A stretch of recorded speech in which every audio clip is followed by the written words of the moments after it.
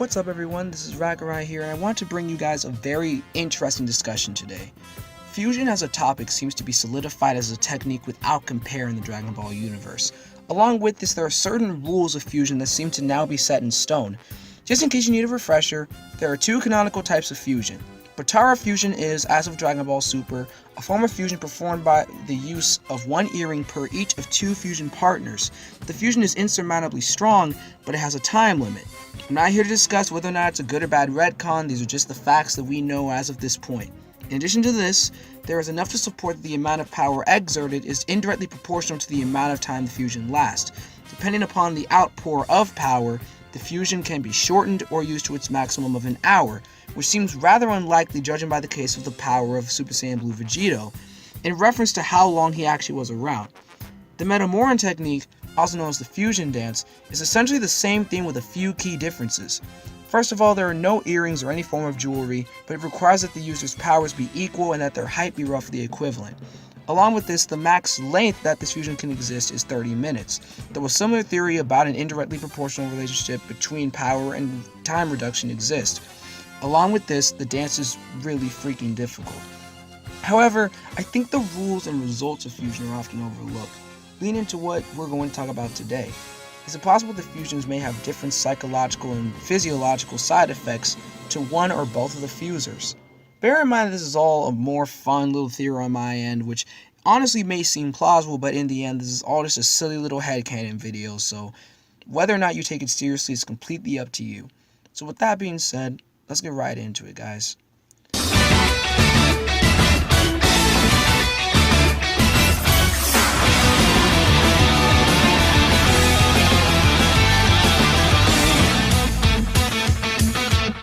Fusion, if described by a pseudo-scientific sense, is actually quite interesting. We would assume, if taken in a real-world sense, that the results of a fusion would be purely physical. However, what's interesting about Dragon Ball fusions is that they're not just physical, they're psychological as well. Fusion can be considered as something to combine traits found in DNA through genetics, etc. Personality, in fact, is a genetic trait, or at least genes can be attributed to personality traits. A New York Times article as early as December 2nd of 1986 states that a University of Minnesota study found that genetics can be linked to personality, and that the two oftentimes go hand in hand. Bearing this in mind, fusion is able to access genetics, strings of DNA, etc. to combine these strands to altogether between two beings. That sounds incredible in theory, but in practice, is it flawless?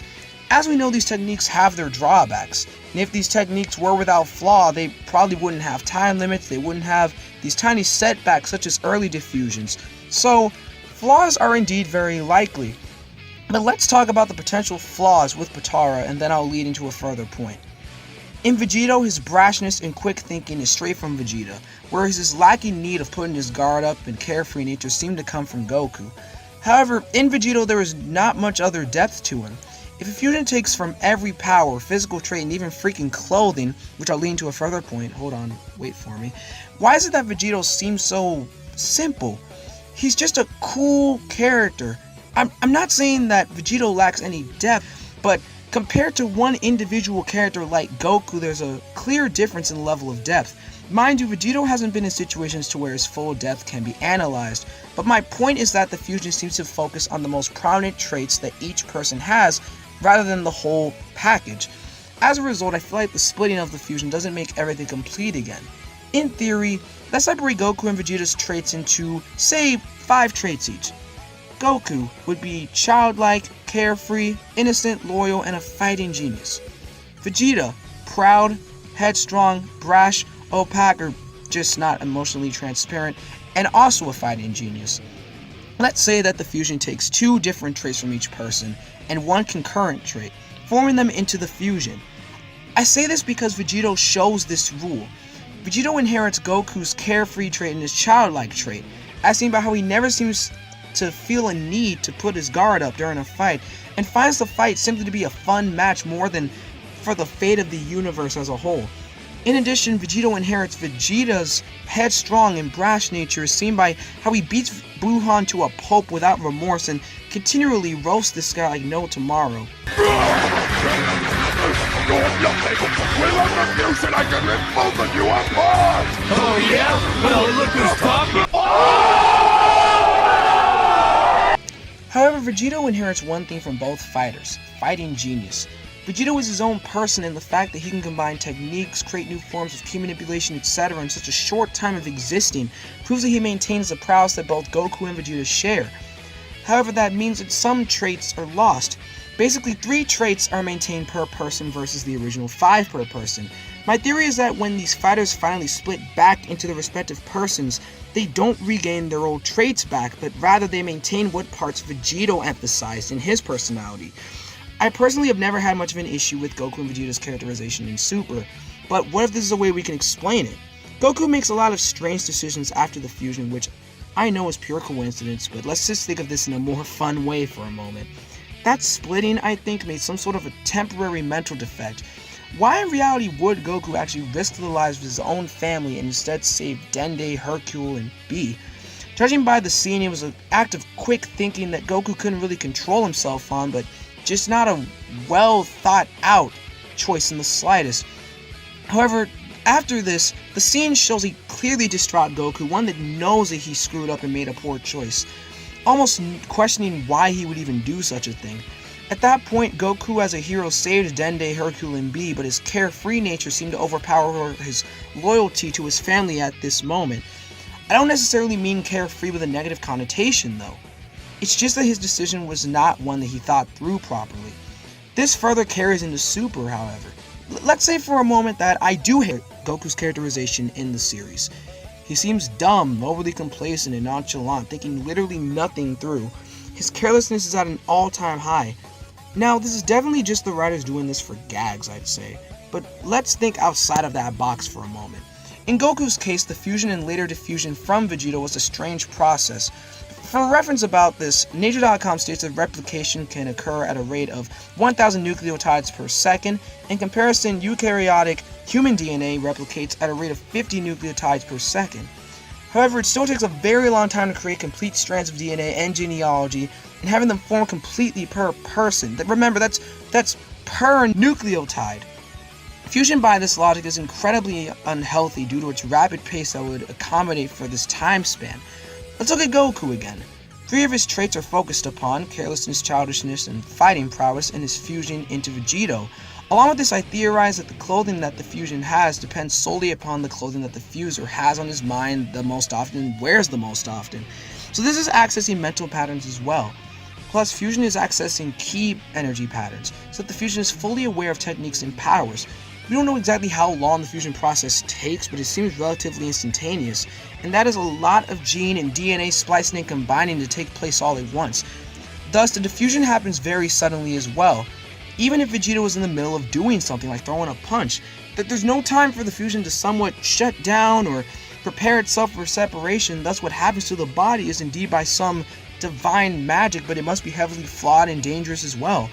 Bearing this in mind in Goku's specific situation, fusion once made him a bit more carefree, a bit more stubborn and childlike, leading into Super with his main character quote being, "I want to fight strong guys." However, note that after his second time fusing to fight Merge Zamasu, he becomes even more strange in character. His carelessness is somewhat led into a tournament to decide the fate of a multiverse. I feel as though Goku would normally try and convince the Zenos to stop it, but notice that he didn't. It seems like he's a lot less loyal to the Earth at the moment and more so focused on fighting strong opponents. I'm not saying he's gone completely psycho, as I think he does have a plan to get every universe wish back or something in his mind that he just has cooked up in there that he'll come through. I know he'll come through. It's Goku though, let's be real. However, something seems to be completely different here. And what I'm saying is that Goku seems to be showing a different side of himself that is not new necessarily, but rather very heavily exaggerated to the fan base and more so just has a heavy emphasis. Vegeta after the second fusion seems to have lost his development from the Trunks arc, which mind you, I don't think is true. I think there's more to it, but I'm taking the perspective of most fans here. And he seems to only care about surpassing Goku and winning the tournament. Could the second fusion have messed with his mind just as much as it seems to have affected Goku? These fusions seem to have these psychological effects on people, at least through the Potara method. In addition, if there is an extreme unbalance between properties of two fusers, the fusion will begin to collapse. with enough physical pressure. Case in point, Merge Zamasu. The mortal and immortal halves of Merge Zamasu did not go hand in hand, which seems strange since they're technically the same person just in separate bodies. One factor, that being immortality versus mortality, essentially caused Merge Zamasu to glitch out and crash. Merge Zamasu.exe is no longer working. So there are problems with fusions, even with the ideal situation between two gods, but enough about Potara though. Let's talk about the Metamoran technique. This isn't as complex, this won't be as long, it's actually going to be relatively short, as I feel the Metamoran technique affects physical appearance only. Note how the Metamoran fusion requires that the users be roughly the same height. The only canonical example of fusion via this technique that we have is Gotenks, so we'll only be focusing on them. However, what I was saying about how quickly DNA strands and genetic strands have to come together and then separate, see, Goten and Trunks are actually quite similar in terms of personality, so there aren't really any risk in that sense. However, perhaps part of the reason why Goten and Trunks are still so short, and follow me on this one, is because the Metamoran fusion affects their body height. In order for them to fuse, their height has to be roughly the same. What if the fusion affects their physical form and effectively stunts their growth? And every single time that they fuse, which has been quite a bit since their original fusion in Z, it stunts their growth even further. Goten and Trunks have clearly grown as characters. Goten's biggest example being him not liking the Saiyaman costume, as well as him being absolutely ready to fight whoever was fighting his dad in episode 71. Remember, these are clearly just things that the series does for the sake of doing them, but if we want to think of it differently, the very condition by which the Metamoran fusion takes place might end up being its side effect or its hindrance. But that's just how I see it. Let me know how you feel about fusions in the comments, and bear in mind again that I'm not telling you to take this seriously. This is just a fun little headcanon theory here. I don't think headcanon is necessarily a bad thing if it can potentially explain things.